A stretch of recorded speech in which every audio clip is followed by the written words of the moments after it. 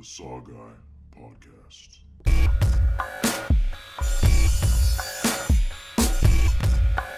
Like scary movies. What's your favorite scary movie? Here's Johnny. We'll tear your soul apart. The boogeyman is real, and you found him. Game over, man. Game over. What do you want? I want to hear you scream. Drop the front time, bitch! Come on, you miserable fathead. Get that fat ass truck out of my way. Welcome to the SaWGuY podcast. As always, y'all know I am the SaWGuy, and I'm bringing you episode 37 on Duel. Well, I know everyone's going to be asking, what is Duel? What film are you talking about? What? That's right, I am talking about Steven Spielberg, not Stephen King. Steven Spielberg's first film was a horror film, and believe it or not, it was actually a really damn good horror film that inspired him and got him his foot in the door so he could do Jaws.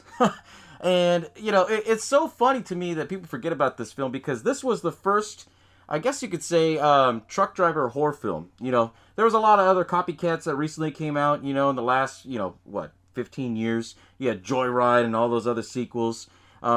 Maximum Overdrive in the 80s, but, you know, you wouldn't have any of those films without this film, Duel. And I'm going to break it down for you like I always do, and give you a little bit of tidbits, because there's some interesting facts on this film that just blew my mind away. I was like, what the fuck, are you serious? So, the Duel. When Steven Spielberg first started out in this, you know, he was only 24 years old when he did this film, and he shot this film between 12 and 16 days. And a lot of the process was because of the editing process and everything, and he was on crunch time because this film was given the green light. And in the 70s, this is actually 1971, ABC, the channel, they would do, movie of the week. That's what they called it, right? So this movie of the week was Duel, right? Steven Spielberg, he got this idea from the film because this story, it was actually a story written, and I'm laughing at this because back in the day, they used to do this a lot. You know, for entertainment purposes, they didn't have as many movies as you see now come out. So what they did, you had a lot of people who were writers, you know, people who wrote stuff in Hollywood. They would write, short novels and stuff, and they would put it, get it published in certain magazines.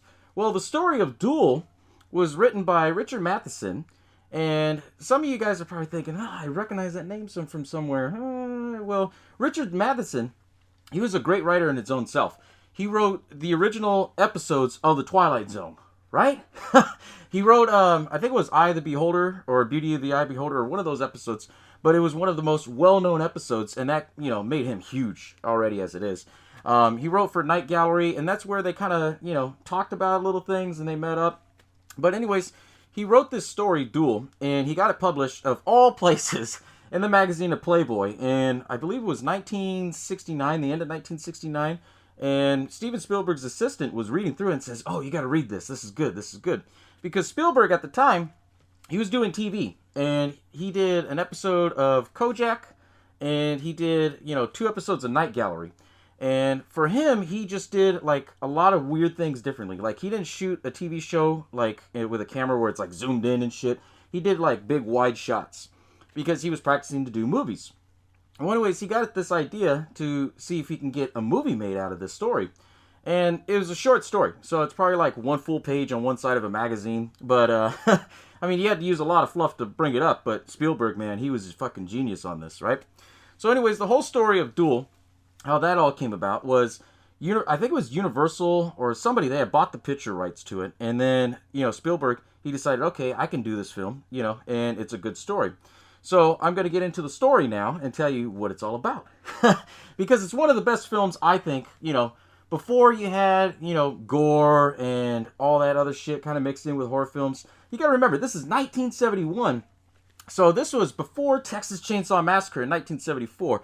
This was before The Town That Dreaded Sundown in 1976. This was old school horror, Hitchcock style. But anyways, the whole story, what it's about, it basically follows this businessman. And his name is David Mann, and it's played by, what's his name? Fuck, I'm trying to remember his name. I wrote all my notes down. Dennis Weaver. And Dennis Weaver, he had just finished up doing his TV show. And Dennis Weaver, for all of you that don't know who he is, he's an old-time actor, and he did like a lot of cowboy roles. He did like 1 or 2 black and white horror films, you know, back in his day, but he was towards the twilight of his career, I guess you could say. And you know, Spielberg wanted him to play this character, and I'll tell you all in a minute. But basically, what David Mann's character was, he was a salesman in the 70s. So you know, he wakes up, have his coffee, do the normal shit, you know, gets in his car, starts it up, you know, listen to the AM radio, because you didn't have FM radio back in the day. And what I loved about it is that there's these wide shots of his car. He was driving a 1970, well, they used 3 different cars. They used a 1970, 1971, and 1972 Plymouth Valiant. And they basically show a wide shot where his car backs out, he goes on the road, then he gets on the freeway. And what's funny is that, as old as this film is, all that shit is still up, you know? Not the house where he originally pulled out from, but when he was driving around like the old school LA freeways, they're still up. And I was just like, holy shit, this is pretty interesting. So he's taking a route, and he's going out towards the desert side of Southern California, because he's going to meet up with a guy who he doesn't want to lose the account for, right? So they basically said he's a businessman. He's just driving, and I should mention, too, that this film has little dialogue to none around that range, because it doesn't show, well, there's only one character that it follows, but it shows other characters later on in the film.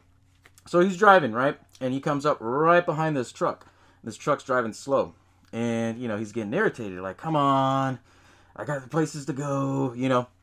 And, you know, he's just, you know, and I'm going to say it like this. I don't have road rage. But I know we've all driven on the freeway, and we come up, and there's, what do you see? You see 2 or 3 trucks in the lane. Well, back in the day, they only had 2 lanes, right? So if you got stuck behind a truck, either you follow that truck, or you have to go around it and pass it up.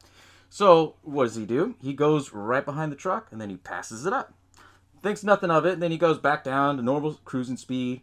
And all of a sudden, he hears like this diesel truck. It passes him up, gets right behind, well, not right behind him, but right in front of him, and starts to brake check him. You know, starts to drive really slow on purpose. Kind of fucks with him a little bit, you know?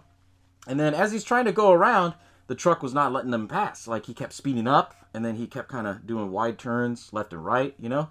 Finally, you know, David Mann, he got tired of this shit, and he said, all right, pass him up. And he's just laughing at himself, like, I passed you up, what are you going to do? And the truck, you know, is honking, all pissed off. And so, after that, he goes and stops at this gas station. And I laugh at this, too, because back in the day, gas stations, they weren't self-serve. So he pulls up, and, you know, you see the gas attendant and everything. And he's like, oh, what'll it be? And he's like, oh, fill it up with ethanol, you know. Another old-time thing. They filled cars back in the day with ethanol. And, you know, he's telling the guy, okay, well, you can check out the car, do what you got to do. Because there was a full-on attendant thing, right? So he pops the hood, checks it, and says, oh, your radiator hose are messed up. You want to fix that? I'll be fine. And he gets out of the car. And as soon as he's getting out of the car talking to the attendant, guess who pulls up? The fucking truck driver! This is what I thought was pretty interesting. So the truck driver comes out. He's honking for the other gas attendant. And the gas attendant's like, all right, I'll be with you. All right, calm down. Hold on. So David Mann, he goes inside this gas station. And it was pretty weird because they had like what do you call it? Like a washer and dryer set up and shit. And so he goes to a payphone, you know, puts a coin in. He starts talking to his wife, telling her, yeah, I'll be home in time. And you kind of, you know, develop the sense of how and who he was. He was one of those guys that was just like under the radar kind of thing, because it showed that, well, it showed his home life. It showed that his wife was home with his 2 boys. And, you know, he's talking to his wife about everything. And, you know, he was calling up to tell her, hey, I'm sorry about the fight we had last night. And his wife was like, well, we didn't have to fight if you didn't tell that guy, like, hey, why are you trying to rape me in front of everybody? And he's one of those mellowed out guys that's, I guess you could say, it reminds me kind of like George McFly from Back to the Future, which I think his character was inspiration towards Back to the Future, because Steven Spielberg also did that film as well, right? So he's on the phone with his wife, whatever, they have a little quick spat argument, hangs up, and as he's getting to this car, he sees a truck driver come out, and so he's like, all right, whatever, he sees the guy. But the best part is, throughout this whole film, spoiler alert, you don't see who the truck driver is.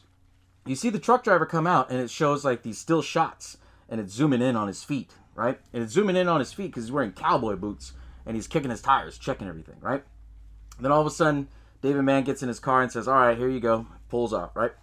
Drives on like it's merry old day.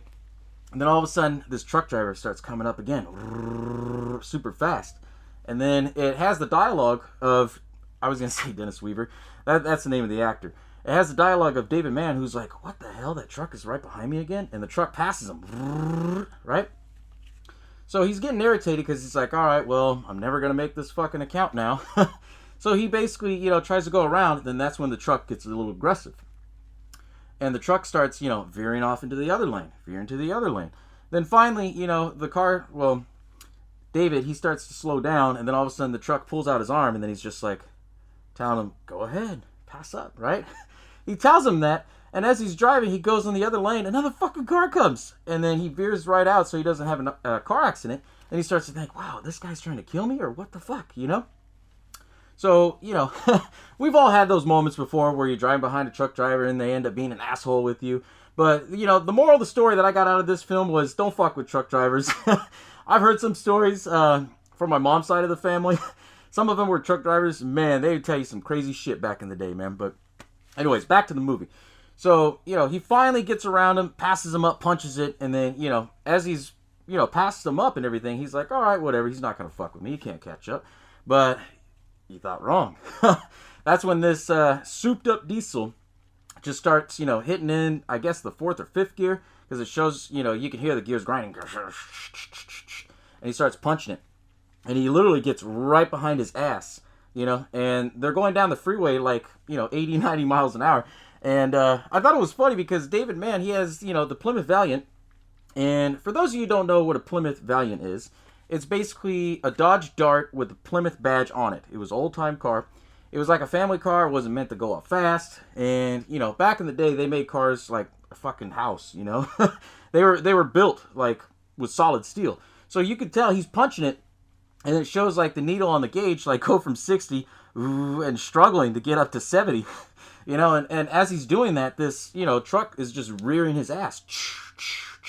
But it's doing no damage, because these cars were made hella good back in the day. Finally, he sees the sign for a diner. And he's like, oh shit, I gotta get out of the way. So it shows all the dialogue in his head. And basically, as he comes up to the diner, he starts to lose control. And you gotta remember, they didn't have ABS brakes. So when you step on the brakes, you're gonna slide all over, right? What does he do? He steps on the brakes, slides all over, hits the fence, and, everyone comes out, hey, you okay? Oh, I'm fine. Just my neck. Oh. It's just, I love Dennis Weaver because he's one of those actors who can do like the dramatic phase like times 10. And he was a perfect actor for this role, because everything that he did, he built up such anxiety. And it was the way that he built up his anxiety was a wink to what Alfred Hitchcock used to do in his films, like with Psycho and everything, That's what I think a lot of it came from, was the driving scene and him kind of talking to himself. And I think that was all based off of, the inspiration of Hitchcock from Spielberg, what he got out of it, right? So after he crashes, he just fucking leaves his car there, leaves the door open, just walks into the diner, and everyone's asking him, hey, you okay? You okay? Yeah. Where's your bathroom? And so basically, the whole scene follows him from walking in, talk to a few people, and they're all like, down the hall, to the left, make a right, down that hall, to the left, to the right, no, wrong way, left way. I don't know why the fuck they added that scene in there. So it follows him to the bathroom. He washes his face, and he's basically, unwinding after everything. And he's like, oh, good, okay, well, I woke up this morning, and you didn't know that things could change your life, but in 25 minutes, that was the craziest shit. At least I don't have to deal with that guy again, right? He goes back out to this diner, and as he, they tell him, oh, do you want to sit down and eat? He's like, yeah. He goes and sits down at the seat by the window, and who's outside the fucking window? The truck driver. Because you got to remember, once he veered off the road, the truck driver kept going, but then he did a U-turn. You don't see that. That's the mystery behind it. And then it shows that he's, parked on the side, and they never showed who he was, which I thought was really interesting. So he's sitting there, and he's like, holy shit, this truck driver's parked outside, and it shows all these people, and it shows a zoom in of their boots, and it's building up the suspense, right? Like, could it be one of these guys? It has to be one of these guys. I know it's one of these guys. And he's thinking to himself, right? Then that's when the diner lady comes in and says, hey, what will it be? And he's like, well, I'll have some aspirin for my head, and let me get a rye and Swiss cheese sandwich on rye bread. Rye, R-Y-E, rye bread. And I laugh because,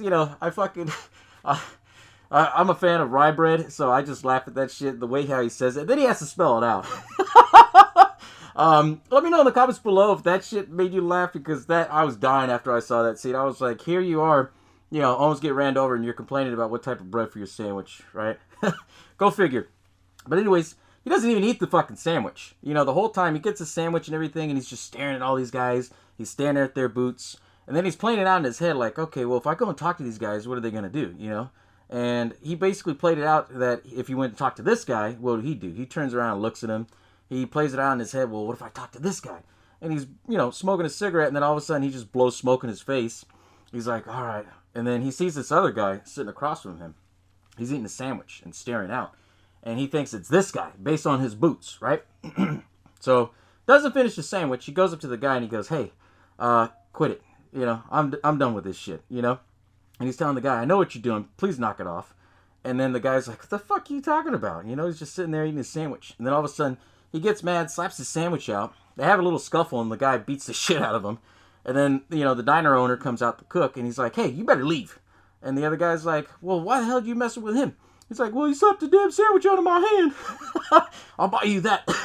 And another beer. I get a kick out of this because, it's early horror films, before the heyday of horror films, and before all the major players start coming in.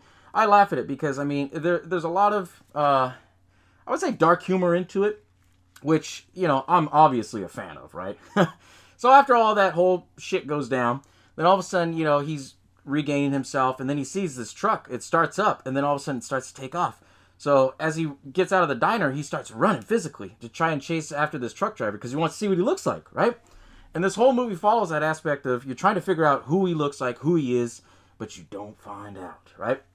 So after he sees the truck driver take off, he's like, all right, fuck this. He walks back to his car. The car door is still open. He gets in his car, starts it up, and then takes off as the fence is all fucking turned over. He gets on the road.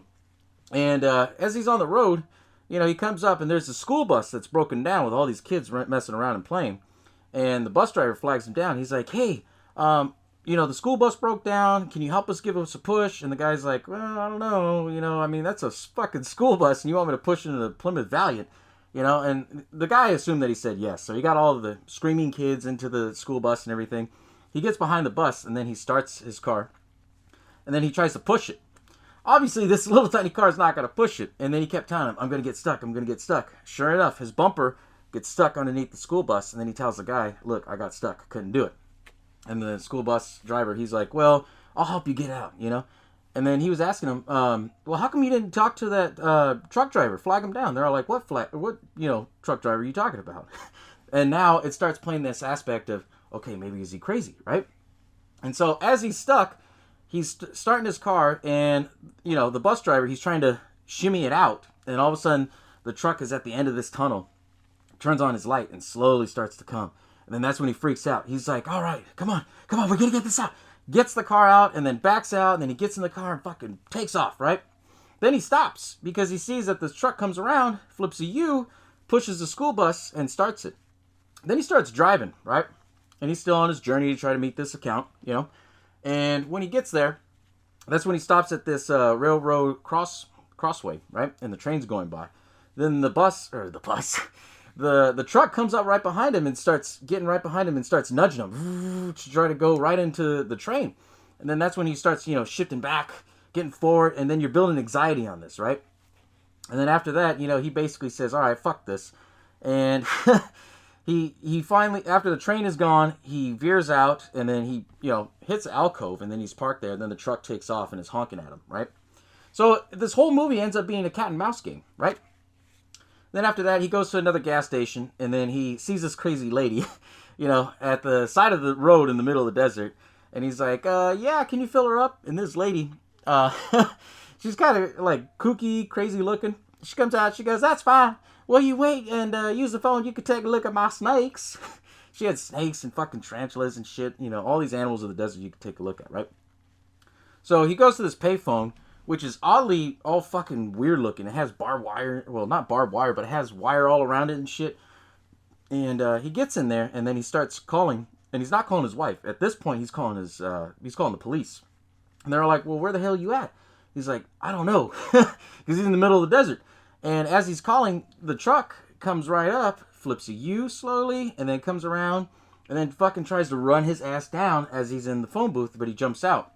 So the truck hits the phone booth, and then comes around, and then runs through all, like, the display glass cases of all these snakes and shit. Then the lady's coming out, my snakes! My snakes! Why the hell you do that, my snakes? I laugh at that just because I know the acting was kind of cheesy. But, I know I'm kind of fucked up on that. But anyways, he gets up and everything, and then he sees that the truck is still circling around, like trying to egg him on. Then he jumps back in his car, and after she had told him that his radiator hose is bad, she doesn't fix it. So he starts taking off, right? As he takes off, the truck is like falling right behind him, and that's when the suspense starts kicking in. I shouldn't play music like that. It's more or less what Steven Spielberg wanted. He didn't want this film to have a lot of music, so he basically told the sound composer, hey, just do a bunch of sounds, make it creepy, right? And that's what this whole soundtrack was. It was all sounds and shit, right? So as he's driving, he's going up the hill and everything, his fucking radiator hoses blow out, right? And so the car is just right? And that's when it starts building up, anxiety. It has these slow camera shots of, like, Dennis Mann's face. He's like, come on, we gotta make it up that hill, come on. And he's trying to push his car, trying to start it, right? He's going up. Then finally he hits the hill, and then he just, shifts his car in neutral. The truck is coming on him, like, right on his ass, right? He goes down, and then as he's going down... he basically hits this alcove where it goes like the edge of a cliff, right? As he's going down, then all of a sudden he was just like, he basically was able to start the car at this point. He flips the car around, and, here the car's all mangled and shit like this after, this whole rough outing that it's been through. He basically flips the car over so it's faced with the truck, and the truck is coming on him head on, right? And so as the truck is coming on head on, he basically puts his suitcase on the gas pedal, and then he stays with the car all the way until it hits the truck. So the truck runs it down, it blows up, then you see the truck driver, well, you don't see the truck driver, you see his hands like he's freaking out, like, oh shit, decompressing the brakes, trying to shift, and then all of a sudden goes right through the fucking cliff. And it does a slow, steady shot of, this truck going down, right? And then you hear, like, the suspense music, and you hear all this wreckage sounds, right? And the best part of this film is that it doesn't fucking blow up the whole time. This was a Peterbilt truck, so it's one of those trucks that you see all the time on the freeway that carries like gas and shit like that. And on the back it said flammable, right? You would think this fucking thing would blow up, but it didn't. So it showed that it went all the way down, and then you see David Mann just like, whoo, yes, all right, I survived. And that's the end of the movie. But what I loved about this film is that a lot of people forget that this film gave Steven Spielberg his foot in the door to do films, because what he did in this film was completely different from what other people would normally do, and this is a TV-made movie, right? It was so big for the ABC Movie of the Week that they said, okay, we're going to release it overseas, but we want you to refilm a couple scenes, and then that way we'll fill this up so it gets to be 90 minutes, because originally, I think it was like 70 minutes for this movie, right? So he filmed the extra scenes of like the diner scene, or when he was calling his wife. They added a couple of those scenes, which is why they use different cars. Well, it's the same car, but different year models, because they had to keep going back and doing reshoots, right? And what I love about this too is that Richard Matheson, the guy who wrote this story, he didn't believe that this could be turned into a movie, but Steven Spielberg worked his magic. And the way that Spielberg worked is that he got, a big-ass butcher piece of paper and drew the whole freeway out and said, okay, well, we could plant cameras here, here, here, here, and here, and we could do this shot, we could do that shot, and that's why he was able to shoot it so quick. But the problem was just the editing process and how to get all that shit done, and we all know editing process takes some time, right? But he got it done and got it released. And what I thought what was great about it is that he, with all the sound input that he was putting in, it showed that when the truck was going down, you hear this metal whining sound, like, That's not a metal whining sound. That's actually a T-Rex roar. I don't know why he put that in there, but he made this film seem like it was a David versus Goliath kind of thing. And then that's why the character's name was David, which is pretty crazy. You know, there's a lot of interpretations of this film. And, you know, he put that in, and that's the same that's the same T-Rex roar that he put in there for Jaws. After when the shark blows up and shit at the end, and then he's going down, you hear the T-Rex roar. That's the same sound. And what's crazy about this, you know, Spielberg, he learned a lot on this, but, you know, he did all this when he was 24, which blows my mind that, hey, you know, his first film was a horror film. His first, you know, directing jobs was all based in horror, you know, with Night Gallery and Kojak. And but I thought it was interesting. You know, I didn't know all that until I started researching this episode and watched the movie like 7 times this week. But what I loved about it, too, was just the story of itself, you know. I went back and actually did some research and actually read the original short story. And the short story was great, you know. But a lot of people, they forget about this film because, you know, everything now with horror films has to be all about blood, gore, and what kind of suspense. What can we do to push the envelope to make it scary, right? And Richard Matheson, you know, being the old school generation that he was, doing Twilight Zone and, you know, different short novels and stuff like that, he didn't come up with the idea of that. I thought it was interesting because I was watching the behind the scenes on the DVD, and they said that Richard Matheson came up with this idea, and he remembers it vividly. He wrote this whole story out because it all happened on the day that JFK was assassinated. He was playing golf with a friend.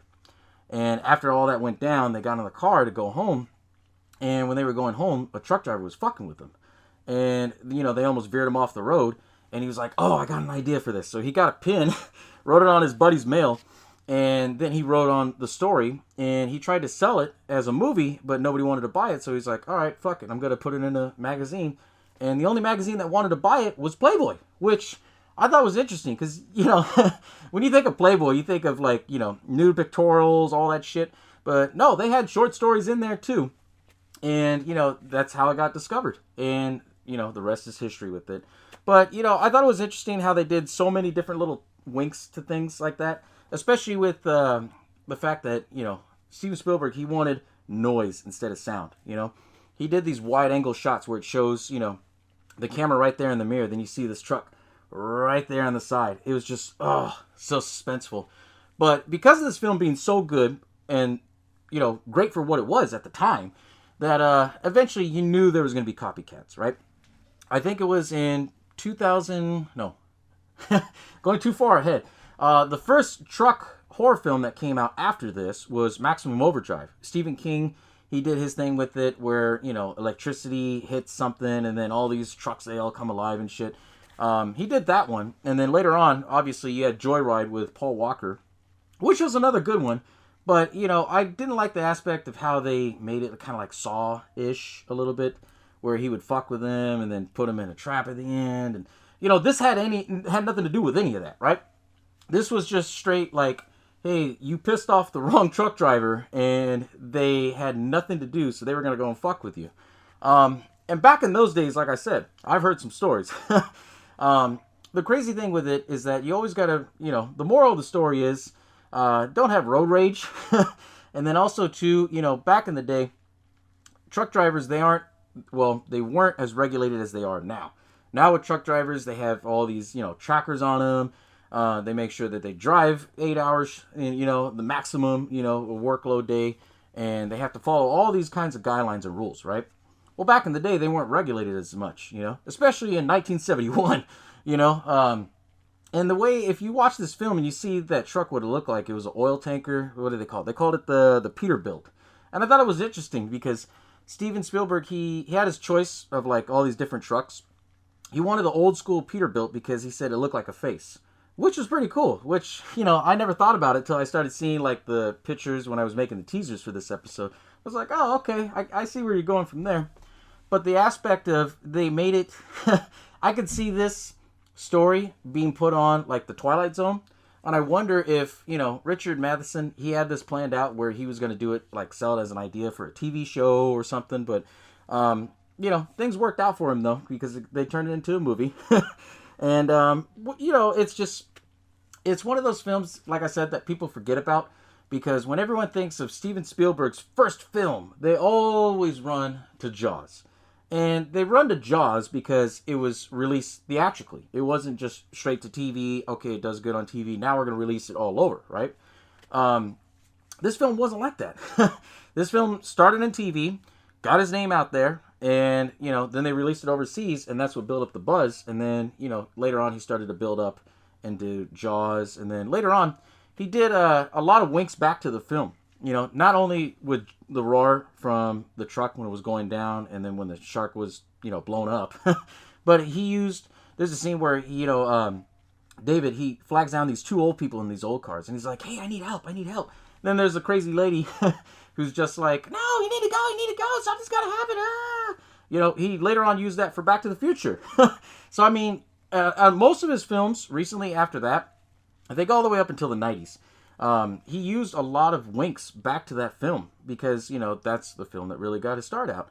But for me, I enjoy this film. I love this film because it builds the true aspect of horror. And what I mean by the true aspect of horror is because, if you're driving home, or if you have to commute, or if you're going like on a vacation trip or something, you never know with these truck drivers. You really don't know. Whether you're in a SUV, a car, whatever, if you pass something up, or if you piss off the wrong truck driver, you never know, And especially during that time, that's what made you would think people would drive safer after that, but nope, they didn't. But I mean, it's one of those things that makes you think, like, okay, well, he's driving very aggressive. I don't want to go around him because I've seen that movie Duel. And it's funny to think that, but this film was great, And for me, what's funny, I was doing this research for it. Somebody had did a shot-for-shot remake of this, but they called it something else. And it was terrible. Oh my God, it was terrible. They didn't use the Plymouth Valiant, or they didn't use a Plymouth car or anything. They used a Mustang. It had to be, older than 2005 because it was a newer body style. But when I saw like parts of the trailer and everything, I was just like, no. And to my knowledge, would I like to see this film be remade? And my answer is no. Because this film was already great as it is, You had the suspense, you had the anxiety, you had everything built up to it. The fact that they didn't show the truck driver's face was just blows my mind, and that's what makes it even more creepy. It was playing on the whole aspect of Hitchcock's method of less is more. And if you do that, you'll have a very successful story and a horror movie, right? But, thank you all for tuning in for this episode on Duel. If you've never seen this film, please check it out. I know you can find it in a $5 bin at Walmart. I know that's how I found it. It's a true classic. It really is, It's, for me, I love a lot of the original old, scary stuff, horror movie stuff, like Twilight Zone, that was TV show, but, I like a lot of that old stuff that kind of tied into it, because before they got the whole, blood and all that stuff in there with Texas Chainsaw and The Town That Dreaded Sundown, because those films really started it, but I like the whole aspect of how it built up the anxiety, because I believe, new films, they don't build up the anxiety of that no more. They don't have the scare factor, like, okay, what's going to happen? Okay, is this car going to break down, right there, But I love that aspect. So if you ever get a chance to, check out this film, Duel. Let me know in the comments below what you guys think. Or if you've seen it, let me know what you guys think of this film. Because to me, it's truly underrated for what it is. And it doesn't get enough credit as, his other works like Jaws and all that. But it should be up there, with Jaws. Because, that builds up so much great suspense on this, But anyways, thank you all for tuning in. And as always, I'll catch y'all next time, right? Bow down to the king.